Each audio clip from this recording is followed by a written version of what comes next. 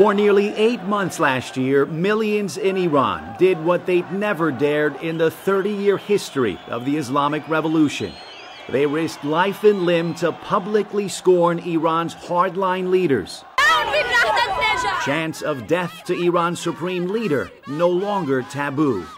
It was the awakening of the Iranian people, says Nima.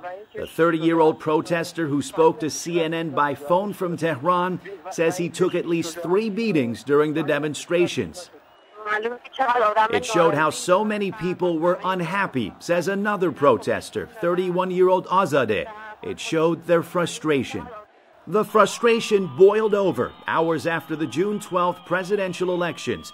The government declared incumbent Mahmoud Ahmadinejad the winner in a landslide.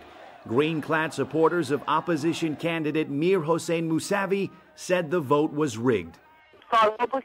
For years, people knew the system here was run with lies, says Azadeh.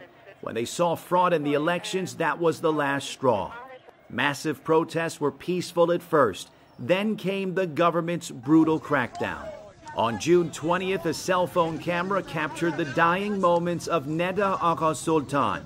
The 26-year-old became an instant icon of Iran's Green Movement. Human rights groups say at least 80 protesters have been killed, thousands of activists arrested, many forced to confess in televised show trials. In recent months, the crackdown seems to have shut down street protests, says Middle East expert Karim Sajadpour. By virtue of the fact that Green Movement supporters espouse democracy and human rights and coexistence, a far smaller number of them are willing to go out in the streets and get killed, as opposed to government supporters who have a monopoly of coercion and have shown themselves willing to kill and die to stay in power. Its supporters say the Green Movement has morphed from street protests into an underground and online campaign to raise awareness about civil rights. In the beginning, the movement was like a child, says Azadeh. As it's growing, it's taking a different shape. You have to be patient, says Nima. If you really want to get somewhere, you have to continue the struggle.